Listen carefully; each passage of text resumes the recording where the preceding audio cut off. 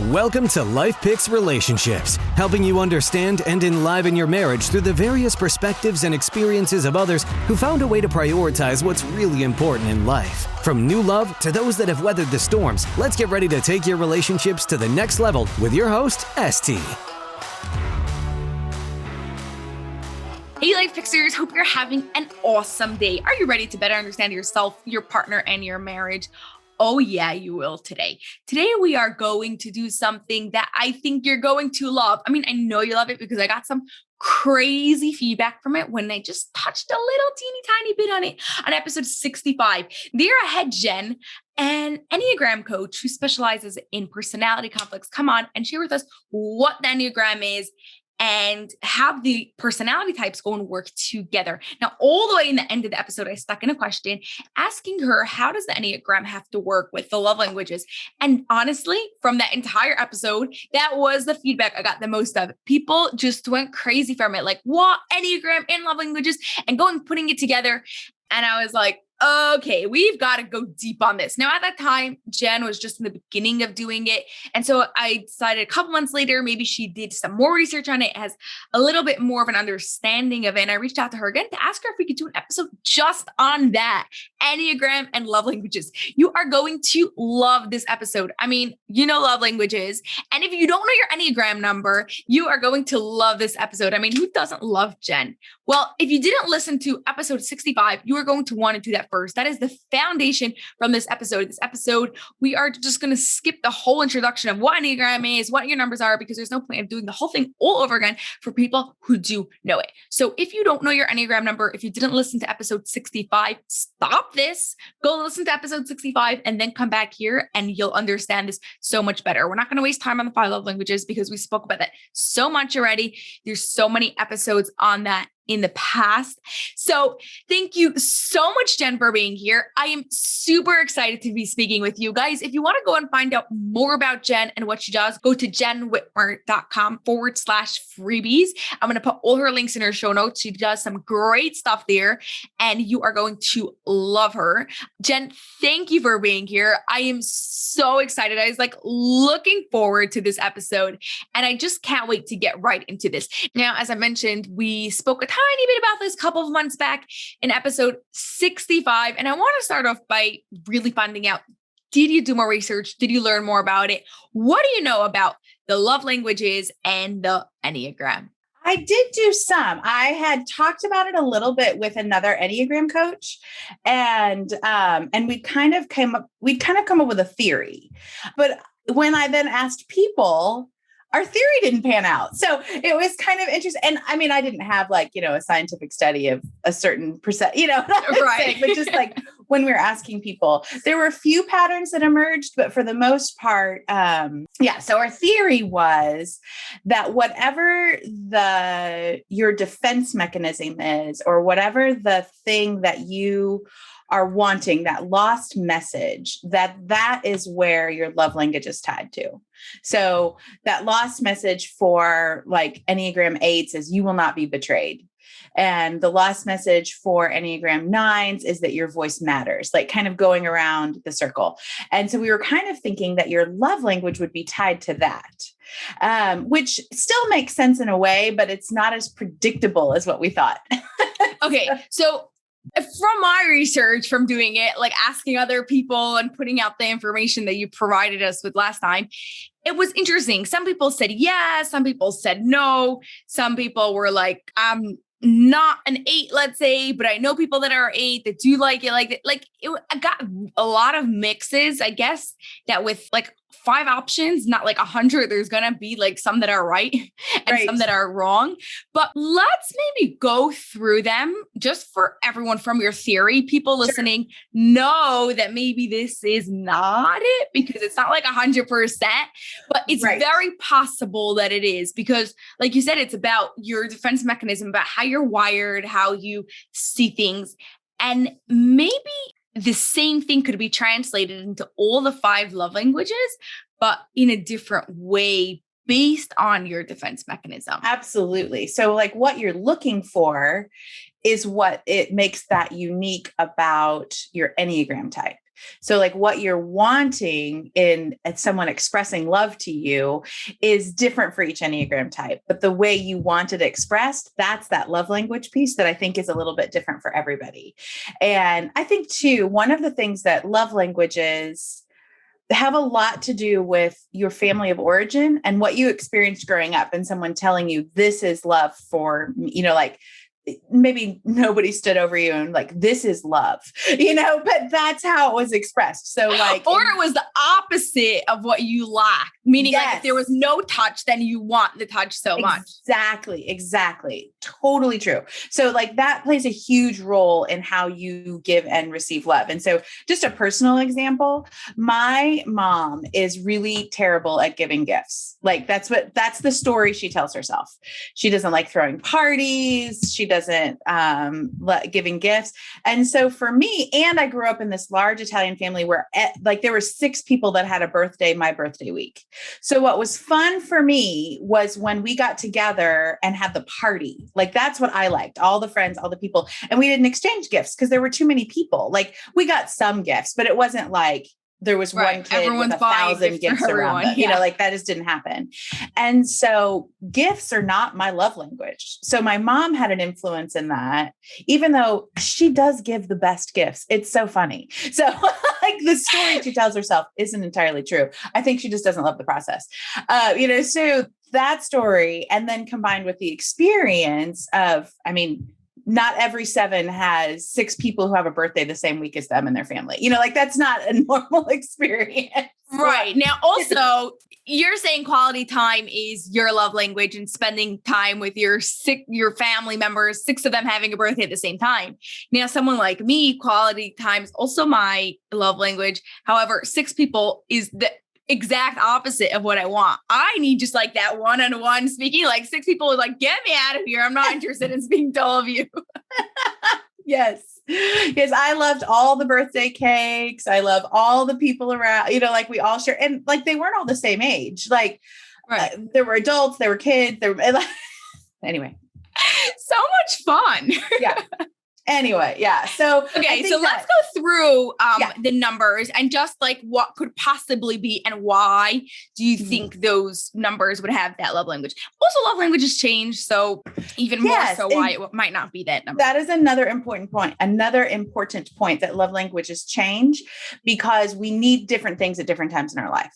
And so that's really important to know as well. So we're saying all these things super sketchy in pencil, friends. This is not carved in stone. This is, how we're interpreting this for now. But just to give you like the mindset of like what your Enneagram number is and what your partner is, like what your kid's Enneagram number is. And then coming from that mindset of like, why do they want this love language? Just to go and exactly them in the best way that you can. Took the words. It was perfect. So I'm always going to start with the 8s because, well, I love the 8s and because they're the first in the body center. So 8s are really after that. You will not be betrayed. They don't want to be controlled. They don't want to be manipulated.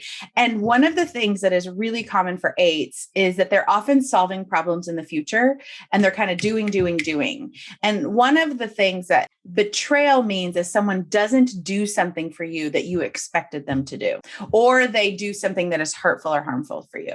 So acts of service seems to be a thing that would make a lot of sense for an 8. And many of the 8s that I know is that acts of service are really big for them because they feel like they're the ones always doing, and they're the ones that have to hold the walls up. So when someone else helps them hold the wall up, that's a great demonstration of love. Or I could see that the opposite. They need like to give, they want to do it from themselves. And by you doing acts of service, that's taking it away from them, or like, am I completely off with that? No, I don't know. I think one of the things that is hard about 8s is they might at first be like, what are you doing? Like at first there's a little bit of like, wait a second here. Are you trying to manipulate me? Why are you being nice to me? That can be an 8, but internally, like 8s inside are just a big ball of goo.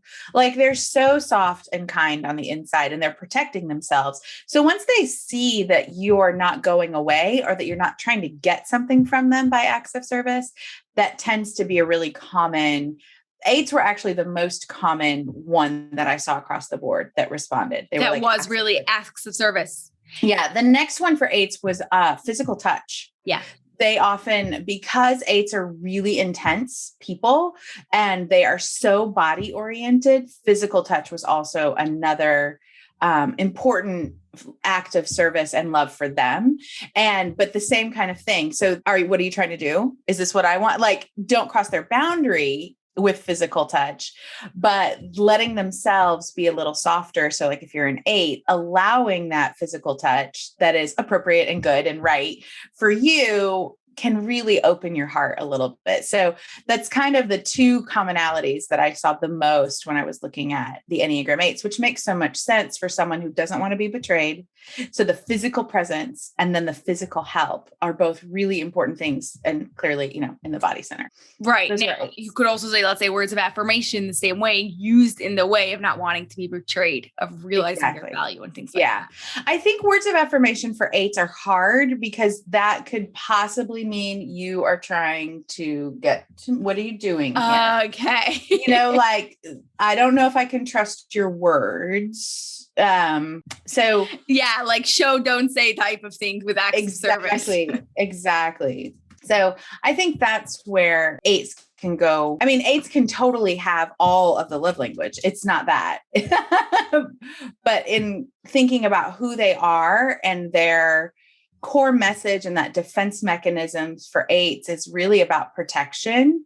So things that help them relax that defense mechanism. So I don't have to protect.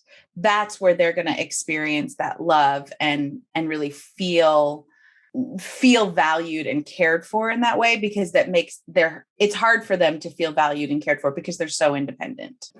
Okay. That makes a lot of sense. Yeah. Yeah. Okay. So that's for 8. What do we have for 9? Nines. So Enneagram 9s, which I had to giggle just a little bit, were across the board. And what's funny about that is Enneagram 9s, their core fear is losing connection or not having internal and external peace. And so they tend to merge with other people's ideas, and they are like, well, okay, if that's what you want. Oh, if that's okay, if that's what you want.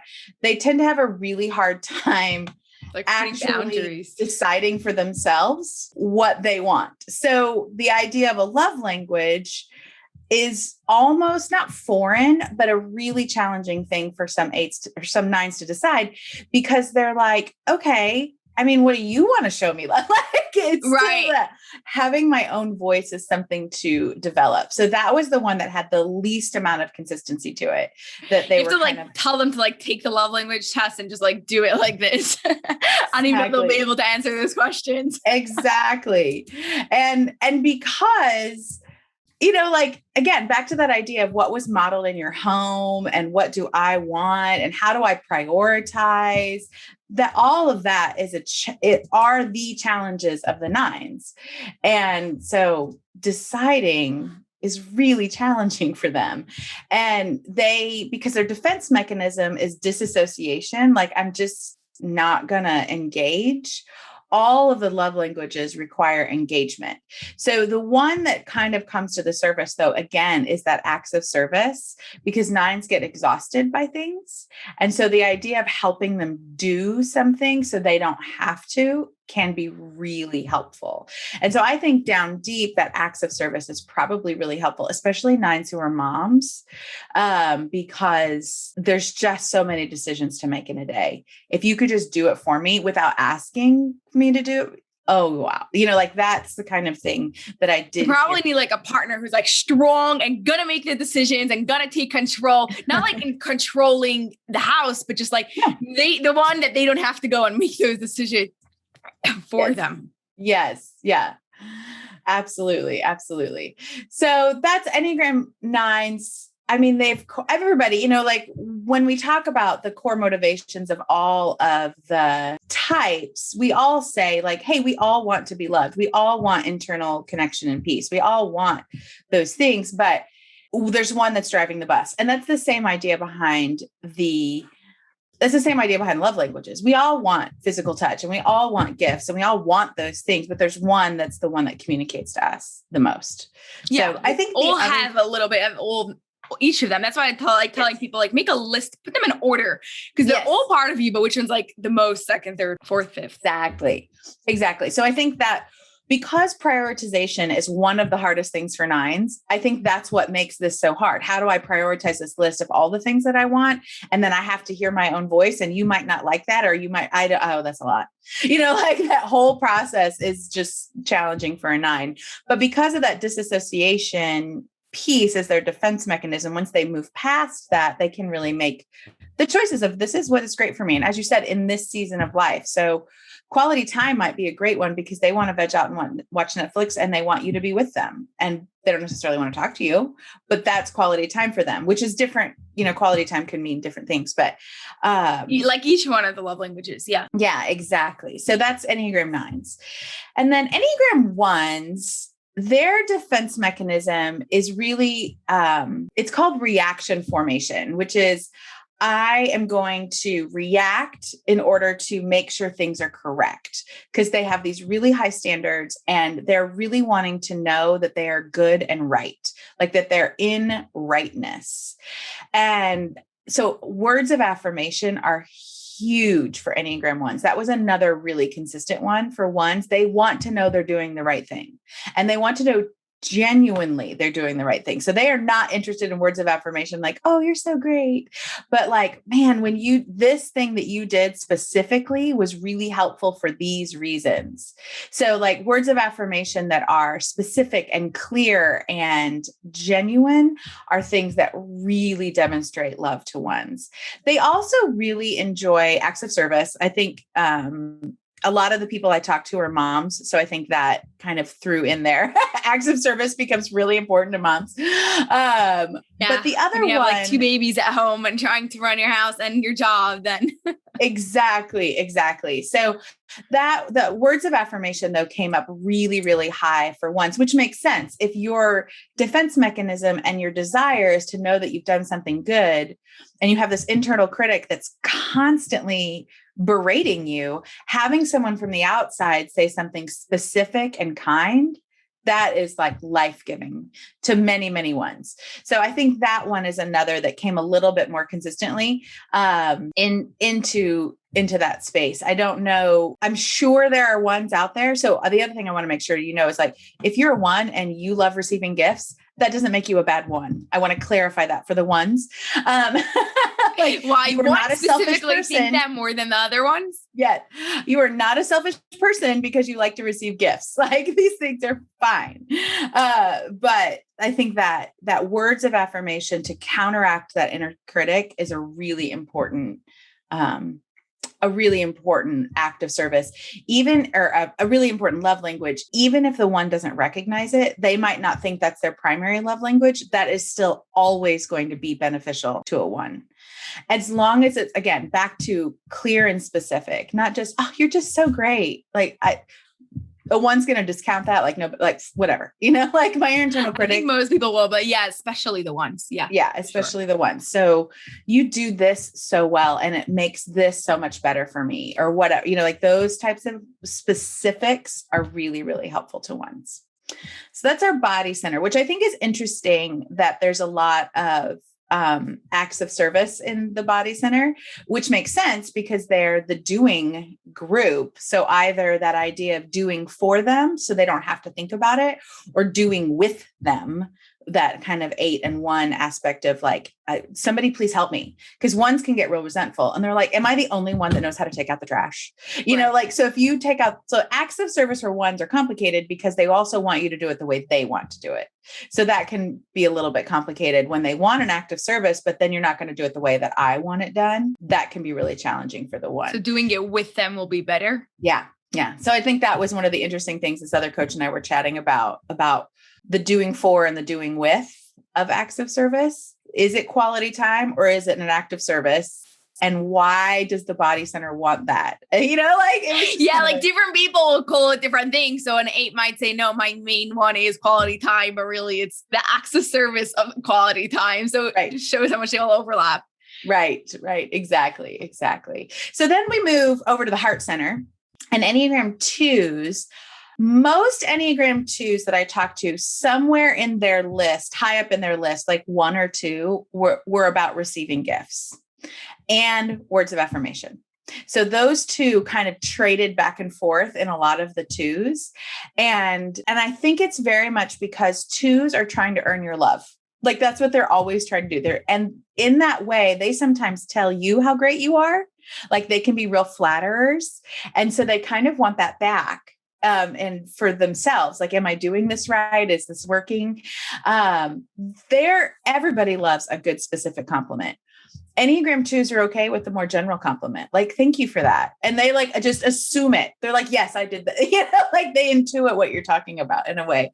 So I always want you to give compliments that are clear and specific, but a general thank you is a great thing for that. And so words of affirmation for Enneagram twos are often more words of gratitude and appreciation.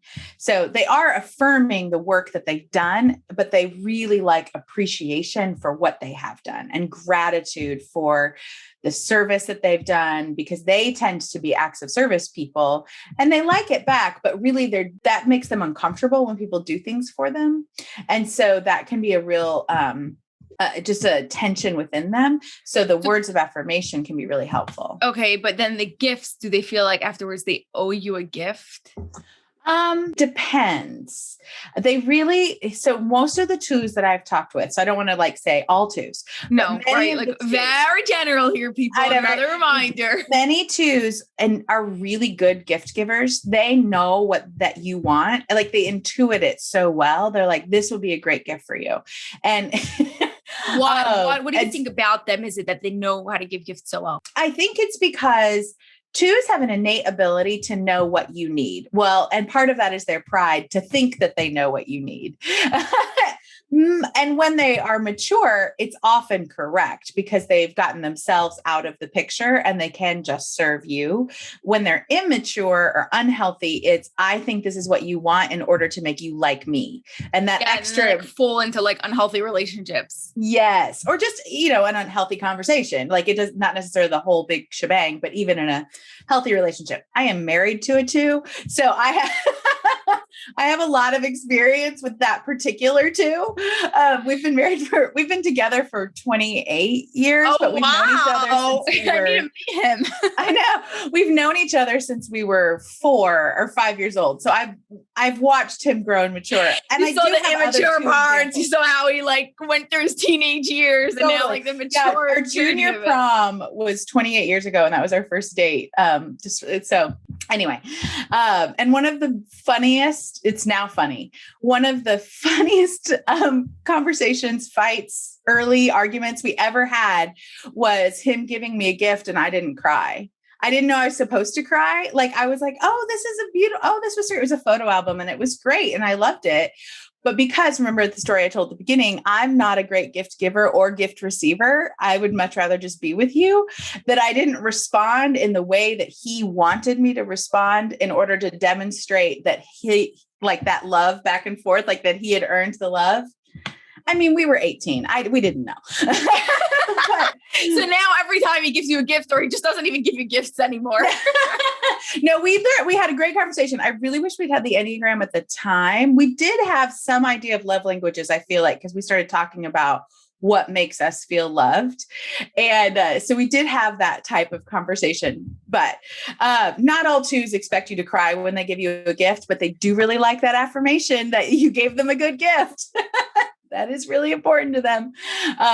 All twos really like that appreciation and gratitude. So they like receiving gifts when somebody intuits what they want to. So like, because they're able to assume and intuit in a lot of times what you want, and you get something back to them that's just what they wanted, that's really amazing. Because it's really hard sometimes for a two to label their own feelings and emotions. And so if you can get that for them, they're like, oh, like that's a really great. And I think that's why the gifts and the words of affirmation floated back and forth. And that makes a lot of sense.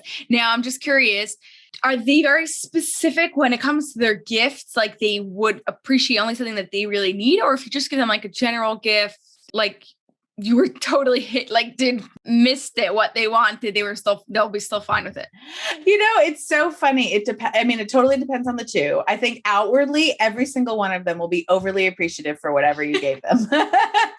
Inwardly, though, I think there is that I wish it would have been a little closer to what I wanted. And one of the learning and growth areas for two is to be able to state their needs and hold boundaries. Like just in general, it is a huge growth area for twos. It's always like boundaries, boundaries, boundaries, friends, boundaries. Let's do boundaries. And so when a two can, first of all, internally label what they need and then ask for it, that is a huge area of growth. And what happens is they tend to get their needs met in a healthier way, rather than kind of like, well, I can read their mind, so why can't they read my mind? Because that can happen a lot. And so when they actually ask for what they want, they tend to get what they want. And then they're like, oh, wow, that was simpler than I thought. Because there's some kind of mystery. Like it's better if somebody just knows me deep in my soul and it like gives me the exact thing without me ever saying, it's a little unrealistic. Yeah. Like, let's be mind readers. Right. Exactly. Nobody's going to do that. Oh, okay. So they have like a lot of the communication there to go and work on. Yes. Yes, they do. And twos are wonderful, wonderful people. It's not that twos are horrible at all. But that's just where their particular growth area is learning how to communicate, first label what they need and want and feel, and then be able to communicate that, because their fear is that if I communicate that, then I'm being needy and you won't value me. Like that's the deep fear there. So then we move on to threes. Enneagram threes really, really love words of affirmation. They like the award. So it's not just words of affirmation, but it's like the winning. So it's a slightly different, like words of affirmation for the one really counteracts the internal critic, and it's really beneficial for them. Words of affirmation for the three almost plays into their fears. And so they're not always quite sure what to do with it, because the three is always wanting to succeed, and they can put on that persona of success. And so when they get words of affirmation for that persona, they deeply know, oh, wait, is this authentic? Is this real? And sometimes that can be really hard for a three. So it's a little bit of, a double-edged sword for the three. And so back to that idea of giving specific praise, giving praise to a three for just who they are. I just love who you are. I like that you are in my life. I'm so happy for the advice that you give me or the care that you show, or not necessarily because you got straight A's or because you won the award. Now they want recognized for that, but loving them is for, you don't have to do anything for me to love you. Like that type of words of affirmation is actually really beneficial for the three, even though if you ask a three, they're going to say right. They're like, tell me I did a good job. That's what they're looking for. So the tell other them they did a good job, and tell them, well, you love them even when they didn't do a good job both times. So yeah. Exactly. So another one that threes also liked differently than twos was receiving gifts. And that's the award. So it's not so much like that you gave them a great gift. Some threes really like that, but a lot of it is, I want to win the award. So whatever the plaque or the thing, like medals, something that is a prize more than the gift, but they kind of see that as a gift. And then again, like they probably, I'm going to guess, like don't like just winning prizes, sort of like lottery type of things. Like, where you're just, I don't think we're doing nothing. Participation prizes where everybody wins. No, but if I win the drawing, wasn't that amazing? Look at me. Oh, okay. That's fine. So, there's that. And I think some threes, and this is also where, it goes back and forth today, or goes back and forth, the idea of acts of service, if that's helping them achieve their goal. So like, if you can give them an act of service to make them more efficient, that is fantastic for them.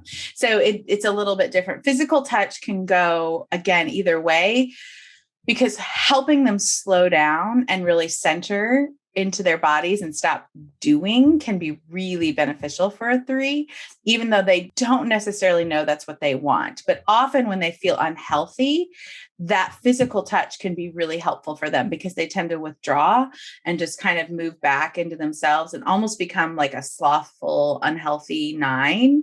And so when somebody can sit with them in that and like just be there with them, that can be a really great demonstration of love.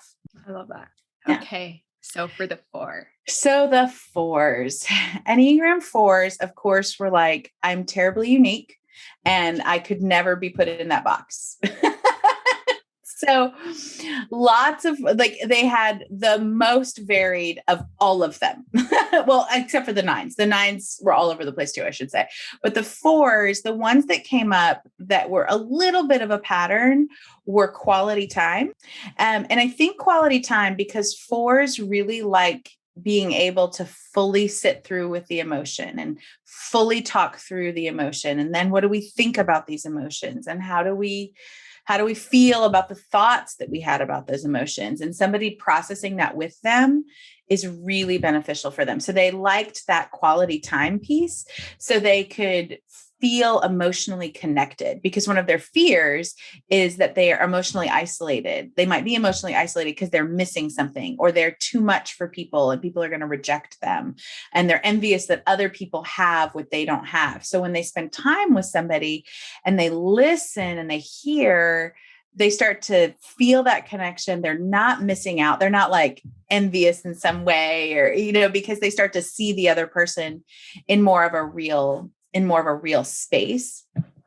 And so that can be a really helpful way that Enneagram 4s can work through their defense mechanism of what's called introjection.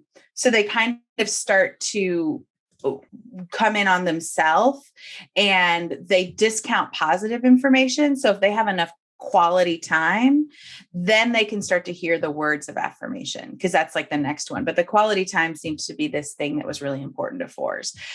So then the next one was the words of affirmation of you are unique, you are special, this is something important to you.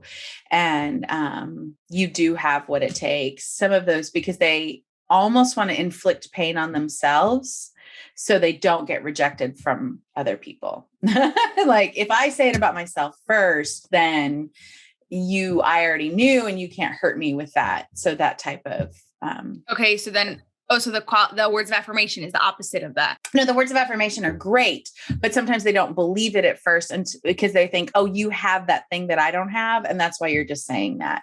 Once they've had quality time, right, then the words of affirmation really start to come in. So one of the things, just like the body center had a lot of doing and acts of service, the heart center has a lot of words of affirmation in some way up there because they're about identity and validation. That's their whole emotional struggle. So those 3 tend to have words of affirmation fairly high in their list. It may not be number 1, but there is something about words of affirmation that make a lot of heart-centered personalities feel genuinely loved when it's used the right way. So like the 3, again, back to that idea of the 3 needs who you are. And 4 is you do have what it takes. Like the words of affirmation speaking to what they need and their specific fears. But there is something about that validation and identity and significance that's really important to that. So interesting. I love it. I know, it's fascinating. This is why we do what we do. And really and again, like 4s, 2s, 3s, and 4s all can get caught up in, I don't want to tell other people what I need for different reasons. And so that's a big growth area. It's really challenging for the 2s. 4s kind of play that game and 3s just keep moving forward because I don't want to tell anybody, I'm just moving forward. But like that growth area of like, what do I really want? And how do I express that to people? Is the growth area for those numbers themselves. Awesome. Yeah. Okay. So now 5s in the head center. So we moved to 5s. It's funny. I didn't get a lot of responses from 5s, which is not atypical. So it's funny. But the ones that I did get, they were kind of back and forth between this idea of quality time. And then it kind of shifted to words of affirmation, acts of service, physical touch. Not a lot of physical touch, except for the ones who did want physical touch. They had like conditions around it. It was interesting. And because I think one of the things that fives struggle with is the idea of people needing energy from them. And so it was like physical touch on their terms, not physical touch, just like come over and give me like that kind of thing, even though they kind of know that they want it. It's the physical touch of somebody intentionally caring for them or even asking permission versus the physical touch of a child who's just like, I'm just touching you. Like, right. So much like, so it was very specific, which is not surprising for a five that it was very specific. And the other one was quality time. And so five's defense mechanism is isolation. They tend to withdraw. They tend to just pull back and isolate themselves. And so when someone kind of comes for them, like, I'm going to spend that time with you, quality time becomes really important for them. And sometimes it's discussing ideas and discussing what they think about things and just listening to their treatises in their mind. And, but there is something about the quality time that brings a lot of security and pulls them out of that isolation. I think they also like acts of service because of that low energy, like managing the energy. If somebody else can do something for them to help them manage their energy, much like the nines, that can be really, really helpful for Enneagram fives. But the quality time thing was funny when I was asking the Okay, five. I have like a question for you on wings on that, but let's first finish these and then I'm going to get back to that. So Enneagram sixes were very much about acts of service, like make sure things are prepared, make sure things are done. But then also the quality time brought a lot of security. Like if somebody's spending time with them, they feel safe and secure because the Enneagram Six, one of their deepest fears is that idea that they're going to be physically or emotionally abandoned. So quality time brought about that, that safety, that security, that idea that I'm not going to be left alone, not going to be blamed, we're together. So that was really important to a lot of the sixes that I talked to. Again, kind of in the top, not necessarily the top one, but in the top.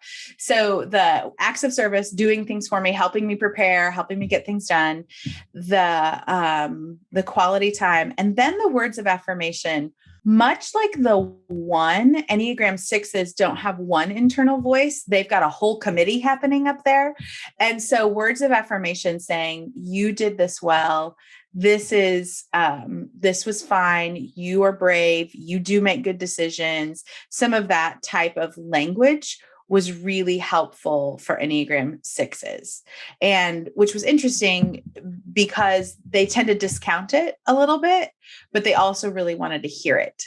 So backing that up with the acts of service, I think is where that connection is, that I can do this. I do make good decisions, reminding me that I do that. And then you helping me do these things. But you have to not abandon me, which is where that quality time comes right. from. Like you have to whole balance, the whole thing going on there. Mm-hmm. Right. And again, just like we talked about, everybody wants all of these. Right. Don't just give me gifts and then never talk to me. I don't want, I mean, maybe, I don't know. You do. I think you have some other issues you got to work on first. Right. So okay. That's Enneagram sixes. So we have the 7, which is the you. Sevens. It is me, but I think I'm a funny 7. And we talked about it at the beginning, like the gift thing. Most 7s really love gifts. They like prizes and opening and things like that. And I actually do really like gifts, but it just took me a while to get there because of, the old stories in your head about how things work and if you deserve things and, all that kind of stuff. But lots of 7s don't have that hang up. So they really enjoy gifts. That was really common. And then quality time, that idea of quality time, which also bled into physical touch. Like, again, that kind of idea of are we spending time together, and how are we having fun together, which is really important to a 7. Like, can we do fun together? That's really important. If you're together and you just need me, not fun. But we're together doing fun, or we're having a conversation, or we're just lounging and enjoying. I can make fun out of chores, and I do prefer doing things together like that.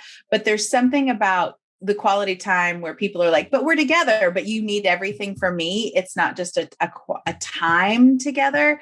That was important to 7s. But yeah, the gifts are really fun for 7s because they just like celebrations and prizes, and it feels like an adventure and some of those types of things. I think 7s, when they are in their defense mechanism of rationalization, the words of affirmation start to become really important. So because 7s can reframe and rationalize something like nobody's business. And so when they don't do that, getting the words So when they're not doing that, they're still afraid that they are. So really aware 7s are like, am I just reframing this? Am I just trying so that's when words of affirmation become really valuable to a 7. Like, you're doing a good job at this, because 7s also often don't realize what they've done well. They just kind of move on. And so giving a 7 some picture of the present and what they've accomplished and who they really are is really beneficial to a 7. So I think that's where the words of affirmation come in. But because that deep fear, you will be taken care of. That's why quality time is so important. But also that fear of being limited is why the quality time needs to have, just some fun to it. Not like you need me. And then, and you will be taken care of is where, like, I'm going to tell you I'm taking care of you. And then the acts of service that come from that. So those kind of things that come together. So the 7s also are a little all over the place, but there's different reasons why each one would be really valuable to a 7. But that head center, again, quality time is the thing that comes over together. And that's because they're always looking for security. And there is something about somebody with you that creates a sense of security. And so I think that's why that quality time shows up for that group, and in really different ways, but is a consistent pattern. Yeah. Okay. So now for my question of wings, like, that was way too interesting of just like really going and figuring it out. I was thinking this earlier, and then when you got to the 4 to the 5, I was like, okay, I for sure have to ask this, is if you're a number and then you have like those wings that like you're accessing, you might have also those quality traits, you might want the love languages of those wings because you're in that part also. So you're talking, I'm a 4, and I'm talking about the 4 and the 5. My primary love language is, like I said, quality time, which we said first. And then you were talking about wings of 5. They get like really specific with touch. Now I don't like touch. And if it's like way specific at all. So it's just like, okay, how does that play? How do wings really play in with this? Or is that like totally just making something up even more because they're already talking really general? No, there's definitely some logic to that, because in the Enneagram, you've got wings, which are the numbers on either side of you. And then you have your intuitive moves. So the lines, so if you look at the Enneagram symbol, everybody's got a connection to 2 other numbers. You're connected to those numbers as well. And there's commonalities when you so look you're really connected to like almost every number because you have your wings and you have your 2 sides. So. Yeah. You have access to 5 numbers. And the idea is that you integrate the best of all of them to make healthy choices and kind of get to who you are at your essence. That's kind of the idea, which is why sometimes it can be hard to type yourself, because you're like, oh, but wait, I like that. And I like that one too. And it's down over here and all that. But so yes, for all of those other numbers, you might tap into some of the love languages or the ideas behind that. So both 4s and 5s had a lot of quality time, but 4s, I can imagine if we started asking you why you want quality time, might be different than why the 5 wants quality time. Mm-hmm. Yeah. Exactly. And then as a 4 connected to the 1, do words of affirmation mean something to you as well? Is that higher? I'm like, my quality time is like so high up. Everything else is like at I love it. I love it. But yeah, for sure it's in there, like all the other ones also. Yeah, exactly. So, and then again, like back to what we talked about at the very beginning, your family of origin has a huge role in how you give and receive love. Why you want the love is really specific to you and your personality. But wings have a lot to do with your family of origin as well. They have a lot to do with culture. They have to live with lots of expectations, and how you express those wings has a lot to do with what you grew up with and how you express yourself in the world in which you live. And, but you definitely have access to some of those behaviors and see how, oh, that feels right too. It doesn't feel so far away. Like, it's so, I was joking one time with somebody who was an Enneagram 8, and she was like, well, first I thought it was a 4. And then I read the description and I was like, I don't even understand how that person thinks. That can't be me. And then somebody who was a 4 had a very similar experience to the 8. Like somebody was like, oh, you're an 8, because they were a really intense 1-to-1 4, and who can sometimes be mistyped as 8s because of their behavior. But when you start looking, be mistyped as 8s? Sometimes 1-to-1 4s. So a subtype of a 4, they can be really intense. And so people just assume the intensity means that they're an 8, but the way they think is like, I am offended that someone would think that was me. Oh yeah. Speaking from a 4, intense 4. Yes. Right. Exactly. So the internal part is what matters. And that's and again, when we're trying to demonstrate love, the whole point of the love languages is to help people become aware of how different people give and receive love. So someone might be giving me a gift, even though it's not my primary love language, I can take that as love from them. And as I mature and grow, I can then demonstrate love to other people in a way that is not my primary love language. So I am learning how to give gifts better. I'm 45 years old and I am still learning how to give gifts better because it's my lowest love language. Yeah. But that's part of maturity, of knowing that certain people really enjoy gifts and I don't have to give them the love that in the way that I want. Exactly. And you know that a healthy person could give and receive love in all 5 love languages. So if someone gives you a gift and it's not your love language, but you know that they're still trying to show you love. So exactly. So it's that paradox of, I want to be known and self-disclose and tell people what I'm wanting and learning. But it's also, I can accept anything as love when it's intended as love. And I don't have to only give love in one way, and I don't have to only receive love in one way. That's the growth of maturity, that we can expand on that. And be okay with telling somebody, this is really my favorite thing. My favorite thing is this thing. Right. Yeah, just because you could receive their love in all 5 ways and you have a preferred one, go ahead and go say it. Oh, I love that so much, Jen. Okay, so before I get to my final question, where can LifePixers connect with you and learn more about what you do? Yeah, absolutely. So I play the most on Instagram and LinkedIn. So that's the best places that you can find me online. I have a private Facebook group called the Women Leaders Circle, where we use the Enneagram for success in life and business. And I like to call it the after conference bar. So sometimes we're talking about really deep things and what our goals are and how do we handle conflict and what do you do as a leader? And sometimes we're talking about what lipstick do you like? And like, how do you deal with this? And how do you clean your house? And what's the best recipe you got? So it's all things together. It's like the after conference bar. So that's really, really fun. And you can find all of those at jennwhitmer.com/freebies. So I often give workshops and other things like that, but everything is available there. Amazing. Okay. So for our final question, how would you describe an extraordinary relationship without using love, connection, or intimacy? Trust, just like that. Trust. Yeah. I was like, oh, is she going to say trust? I've been thinking about like, maybe I should like add that in a lot because we've been getting quite a bit, but then like, what are people going to say? I know.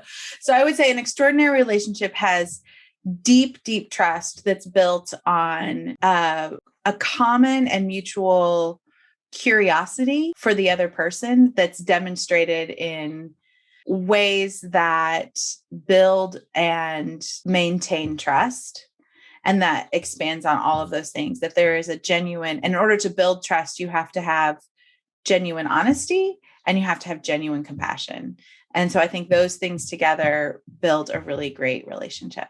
Yeah. And it goes so well. So with Enneagram, like the compassion for who they are and where they're coming from. And awesome. Well, this is so much fun, Jenn. Thank you so much for coming on again. I always love chatting with you. Yes. Thank you. It's always fun to talk to you too. And I love your new background. That pink's fun. That's all for this episode of LifePix Relationships, and we have a huge favor to ask of you that will not only support this show, but also give others what they need to take their marriage to the next level. We're striving to have 1 million downloads per episode by December 31st, 2025, so please share it with your family and friends so they can turn their relationship into an extraordinary one.